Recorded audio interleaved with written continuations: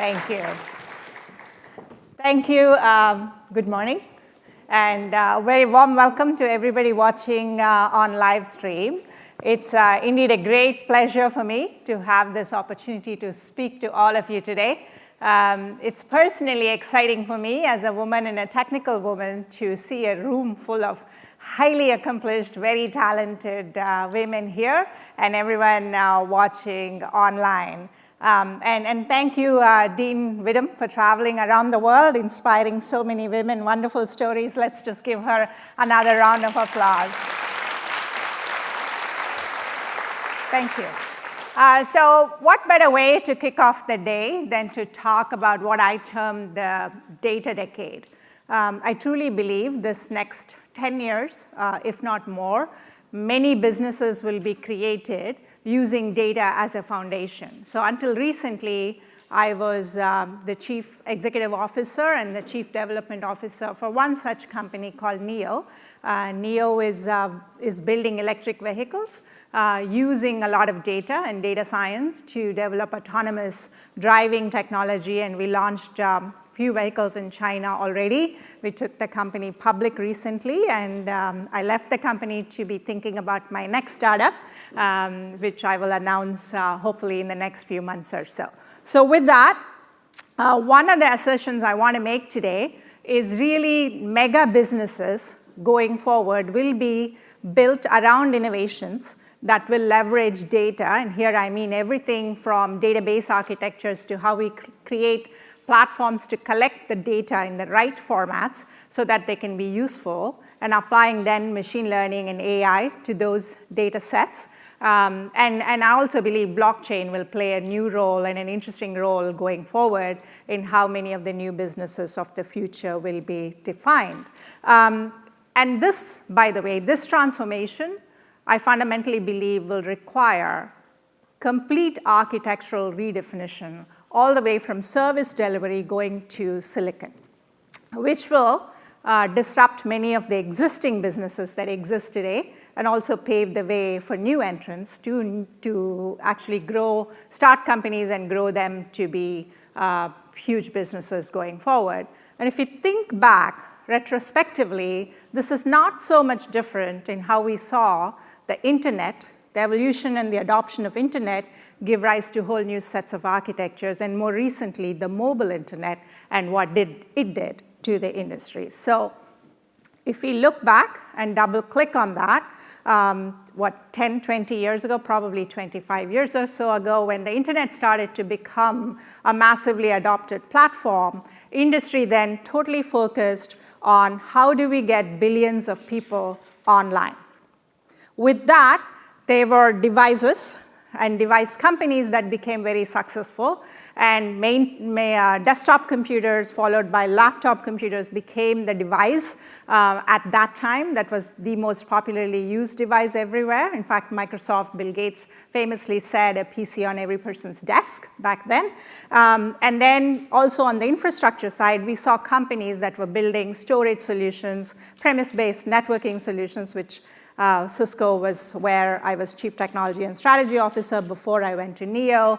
Companies like this started to build premise-based solutions. The CPU architecture was the mainstream architecture for the silicon and the processing power. QWERTY keyboard was the main user interface, right? And IBM was one of the primary proponents of this types of architecture. And the solutions that we sold in businesses back there primarily were business solutions and IT services associated with that. And the business model was licensing software.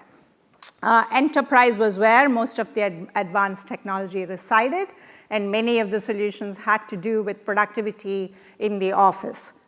Then that shifted to where we saw in the last 10 years, the last decade was really about the mobile internet. And we saw a transformation and a shift from desktop computers to smartphones. Today, we carry more compute power in our pockets and our handbags and purses than anywhere else. And that actually gave, again, another shift from premise-based to cloud-based solutions. A lot of the compute shifted from into actually a very distributed architectures. And the silicon architecture changed to where we had to focus more on power management and low power compute architectures, and more recently to the GPU, where you have a lot more computing power to do very high intense graphics on a very small platform like the mobile platform.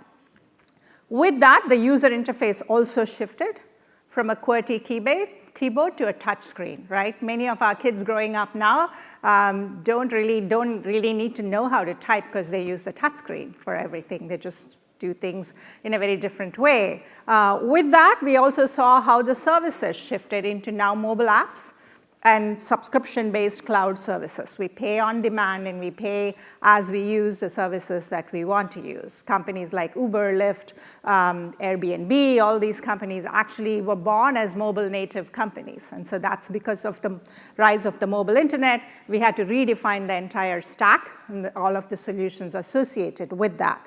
Digital advertising actually started to become the mainstream business. Before the invention of the mobile and search, digital advertising didn't exist. It was actually all advertising that was done on television and paper. So that whole industry got created because of this. And consumers, as consumers, we started to use much more powerful technology than we were using at work. And search and social became the massive applications and gave birth to many, many large cap companies in this last decade. So what about the future? Where will we go? Which is what this room is going to create going forward.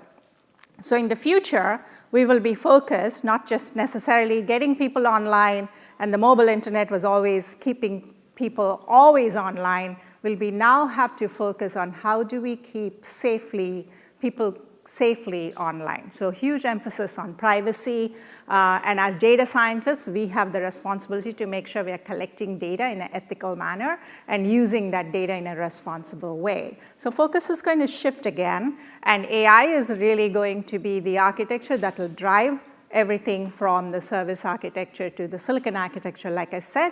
We'll see again a device shift, mostly into wearables and smart objects, tiny objects that are going to be distributed, which will have a lot of intelligence at the edge, going back into the cloud. TPU will probably emerge as a mainstream architecture for processing. Voice will become the primary interface. It kind of already has started to make that shift. We'll see more of that.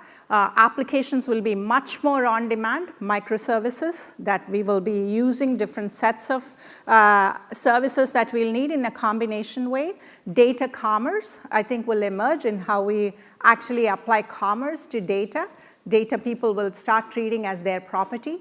There's interesting companies actually forming through how do people own their data much more in the future.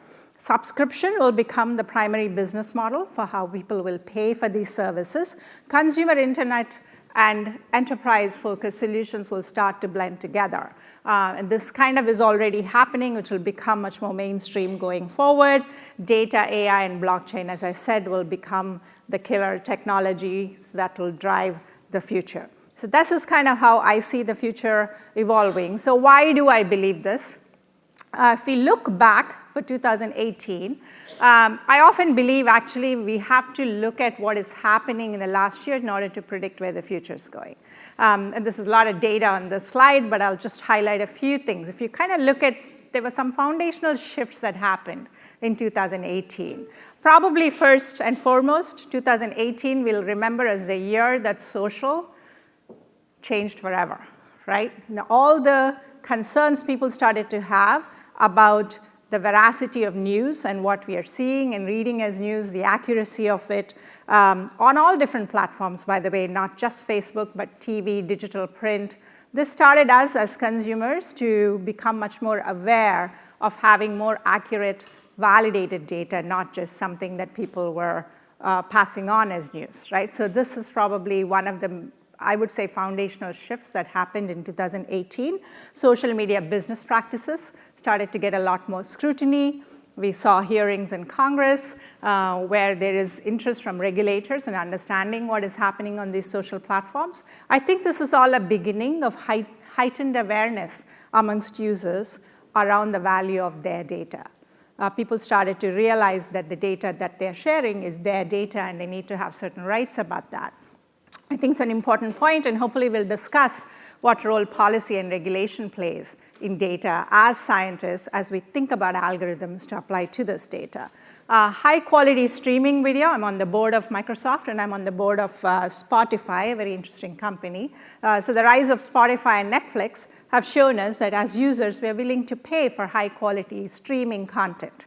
It's another interesting way to think about what kind of services people are willing to pay for in the future. As I mentioned, voice, and today AI-assisted assistants, as we call them, whether it's Alexa or Cortana or Google Now, these things are beginning to become more mainstream, and I think they will become much more important going forward. And by the way, the concerning aspects of technologies, now there is increasing evidence pointing out to some of the negative effects of technology, which many of us who worked in the mobile industry or worked on building social platforms never thought or never anticipated which would happen. We should pay more attention to that, and I encourage all of us to actually go deeper and understand this research. Some of you may be doing research in this area. This is something I've been studying a lot. So I think that's something that's important. 2018 will also be remembered as a year that China's economy slowed dramatically, which has drastic effects globally. And the US-China tensions are also beginning to affect the markets, right? In addition to that, there is what I term techno-nationalism and data nationalism, where the data resides in different countries that are going to have implications to all of us. So this is sort of my one-page summary of the important things that I saw happen relating to technology and data in 2018. So my predictions for this year and going forward, we'll begin to see the emergence of a few killer apps on blockchain. I think, unfortunately, last few years, blockchain has sort of become a technology that was misunderstood and perhaps misapplied, and I think this year we'll start to see some real applications for it. This is my field, autonomous car 3.0, which I talk about the next generation vehicle, which is really an AI platform. It'll become a next generation engagement platform for content, commerce, and productivity going forward in the future.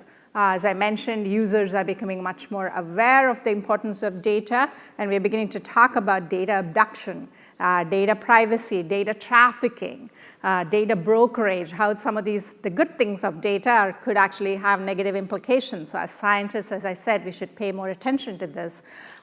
Increased demand for curated content, health tech. Applying technology into healthcare industry is becoming a domain and a distinctive segment and a vertical by itself, and I'm very excited to see that happen.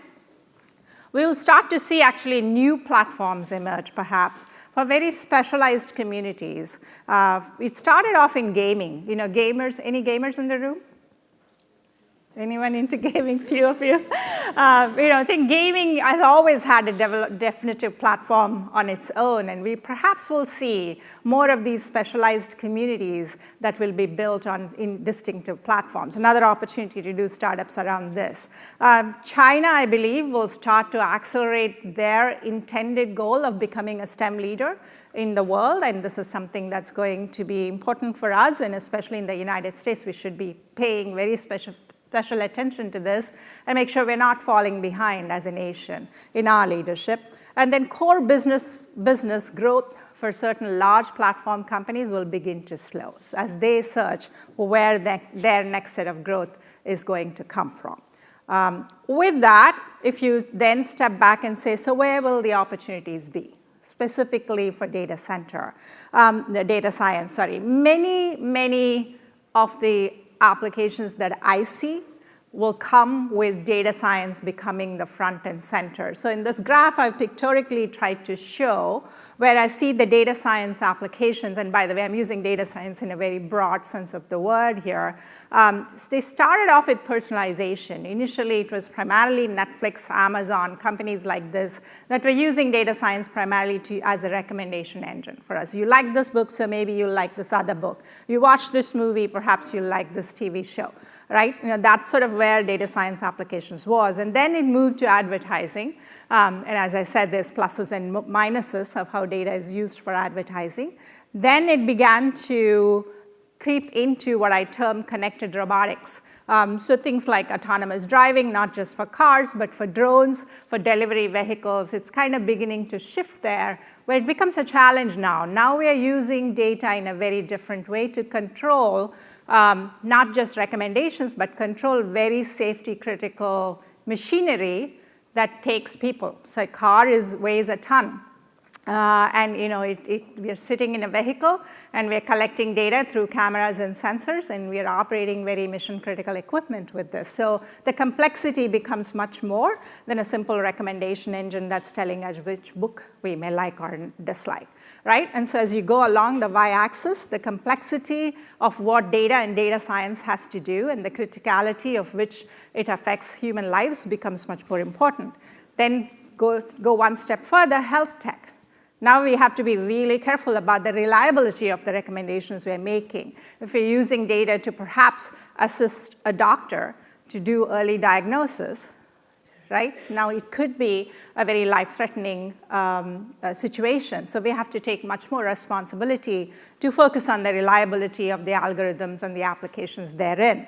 And then going forward, as I said, perhaps there'll be new platforms that we haven't even thought about. On the x-axis, I'm kind of giving examples of how different companies are focusing in this area and where new companies, as I said, might emerge from it. So I think this is as I was putting this slide together last night, and I was working on based off of the research that I was doing for the last 6-7 months or so, I was actually thinking how multidisciplinary this future is going to be, how we have to really combine science with mechanical engineering, electrical engineering, medical schools, and how we deploy all of these solutions. So I think this is, even in academia, it's going to shift the way we would have to teach students and how we bring students on board with all of this. So let me give you specific examples of what I mean by this, how I mean data is actually becoming front and center in very different industries that never were considered data-driven industries. The auto industry, a 125-year-old industry, where cars were pretty much built the same way, I would say for the last 50, 60 years or so, is changing dramatically, right? And we are seeing the beginning of what I term car 3.0. If you look at the auto industry, you can think of roughly the industry's growth and innovation in 3 different phases. The first phase of the auto industry from about 1900s to 1970s was primarily about mechanical engineering innovation. People really focused on making the car lighter, putting the components together for faster acceleration, better performance, smoother ride. In the last 30 years, from 1970s till about 2000s, it shifted to electronics and electrical systems, where the terms such as mechatronics was invented by the industry. I would say the next 10, 30 years, the car is really a computer. So if you think about that, and when a car drives itself, and we as human beings are not driving the vehicle anymore, we now have 2 to 3 hours of our time freed up. So then the car becomes an engagement platform. If you're not driving, and if you have 2 to 3 hours of your time where you're sitting in your living room, essentially that's moving you, what would you do with that time? You would perhaps work, might shop, you might entertain yourself, right? So this becomes the next big engagement platform, just as the TV was an engagement platform, and it then shifted to where the PC was the engagement platform, and today it's a smartphone. You go anywhere. I just came back from a long trip to India, and I was noticing on the airport, on the flight, everybody was looking at their smartphone. That is the screen that engages all of us, and someday it'll be the screens inside the car. Right, that becomes a huge, huge opportunity. And AI and data are very much central to this transformation. So that's one example. The car of tomorrow, or the future vehicle, is not really a car anymore. It's a robot. It has many, many different sensors in it. It has at least 2 to 3 supercompute engines inside it. It's a service. It's something that we get when we want. We call an Uber when we want, or a Lyft when we want, right? So transportation as a service. It is a battery. It's essentially a source of energy that we charge and we deplete as we please. And it's a data center. It actually has many different servers, both in the cloud and embedded inside the vehicle. So it's fundamentally a very different platform. Goes back to my point about everything changes from the service delivery architecture all the way to the silicon. The type of silicon we use in building these kinds of highly automated machines is very different. This concept never existed in the auto industry. So it's fascinating to think about the auto industry, which was primarily a mechanical engineering industry, shift to becoming a data industry. It's all about data. We collect and deploy petabytes of data continuously from a fully autonomous vehicle. So the networks that actually pull all this data from the car into the cloud have to be much broader. The pipe has to be much broader. And then how we deal with this data pertaining to the sensors that are keeping track of the car, data pertaining to what the users inside the car are doing, and data pertaining to the environment that the car is in. Where is it driving? What are the traffic patterns? It's different types of data that needs to be segmented and analyzed in a very different way. Right? So that's one example of how a very old industry, an industry that we took for granted for the last 100 years or so, is fundamentally going to look very differently in the next 10 years. And this journey is already underway. Right? The next industry that I predict will change fundamentally is healthcare. Broadly, healthcare, I mean, it's a massive industry. Global healthcare expenditures in 2018 are roughly 10% of the world GDP. Imagine that. So much money is spent worldwide. And it's expected to rise, by the way, to about $10 trillion by 2022 globally. It makes the auto industry look tiny. It makes the smartphone industry look like it's minuscule. Right? Massive opportunity in the healthcare system. And if you study, and I've been reading up a lot in this industry last couple of months since I've left NEO, a lot of inefficiencies that we can improve by applying data in a very smart way. And along with this, life expectancy is expected to climb. Today, the number of people over 65 globally is more than 650 million, roughly. It's about 12% of the total population. So we're getting older and we're living longer, which is good news.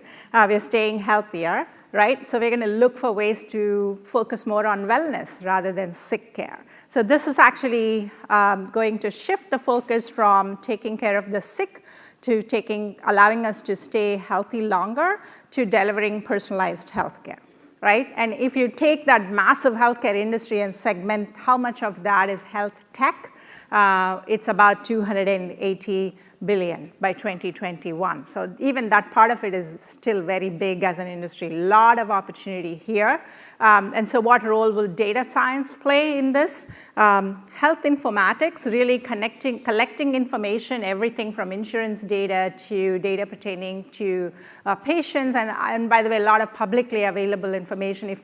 There's a smart way to aggregate all this data and then apply science to it, we could actually improve efficiencies in this industry by many orders of magnitude. And a lot of it in health industry is actually behavior management. It's actually non-clinical factors, such as what we eat, how much do we exercise, the environmental factors that are causing us, for example, stress perhaps. How do we manage that stress in a different way? How do we know what's causing us stress? These are all behavioral things that are very non-clinical. So a little different perspective on what this data means and how we can help users understand their behaviors and therefore be responsible for their own behaviors in a different way. Massive opportunity here. And then, of course, chronic disease management. There's, I think, already a lot of emphasis on diseases like diabetes, perhaps going into high blood pressure. Medication management, actually offering people ways to remember to take their medication. Lots of different ways we can apply technology here. And then nutrition and exercise coaching through AI agents, right? So these are just low-hanging fruit, in my opinion, but I think healthcare industry is just where perhaps the auto industry was about 5-6 years ago in its own transformation. So brings me to, as we increase along the complexity on the y-axis of the chart I showed, we as scientists have the responsibility to move from hype, right? There's a lot of hype around data, to actual reality in solving some very complex issues. And so that's what the focus of what we deliver has to be, because the implications of applying data, machine learning, and AI into some of these problems are actually fairly significant and serious. On the left-hand side, I've listed some of the changes that are changing the two industries that I picked as examples. One is broadly what I call connected robotics, which auto is a part of, and connected health or health tech.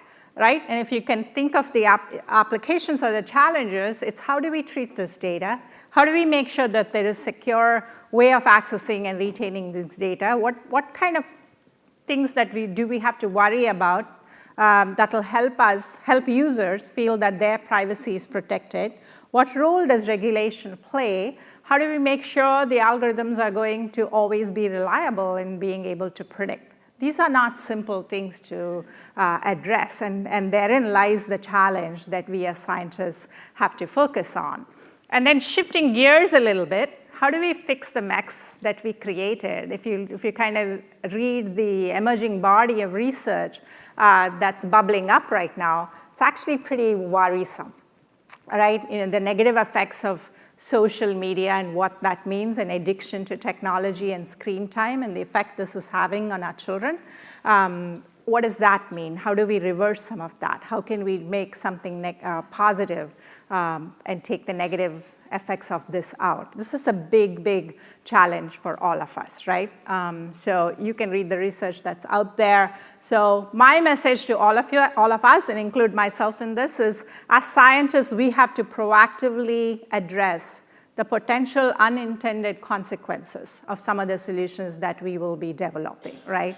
I think we didn't do as good a job, I would say, in the last 2 decades, and perhaps we didn't know what these things could be. Sometimes it's difficult to anticipate, but this is another area where actually data can help us. We should be able to do trials more and understand potentially what could be some negative aspects of applying this technology. So that's something that I want to leave us all to be thinking about. I know I'm running out of time here, but I couldn't finish this talk without really talking about the role women would play as leaders in this next decade. So I started my career almost 30 years ago as an engineer in the tech industry, and we never had rooms like this. I went to a school where there were 5 women out of 250 students in engineering in IIT in New Delhi, and I want to change that. And it's my personal commitment to change all of that, and this is why I am here today. I think we all have a role to play in this. I'm here as much to learn as I am here to offer advice through what I went through. One of the first things I will say that helped my career, that I hope will help all of yours, is to make sure you're opening the doors for yourself. And when you see a door open, go through that. This is how you find opportunities. People always ask me, I had a great job at Cisco. I was Chief Technology and Strategy Officer. I left the company to go join an unknown startup called NEO, building electric autonomous vehicles. I had never worked in the auto industry before. I grew up in the tech industry, and last 3 years I spent building cars. And I left again to go do something different. This is how I have become, I think, we're much more versatile in what I've learned. Sometimes as women, we hold ourselves back. So I encourage all of you to really push through open doors and go see what's on the other side. You will never know what exciting opportunities there are waiting for you unless you go through those doors.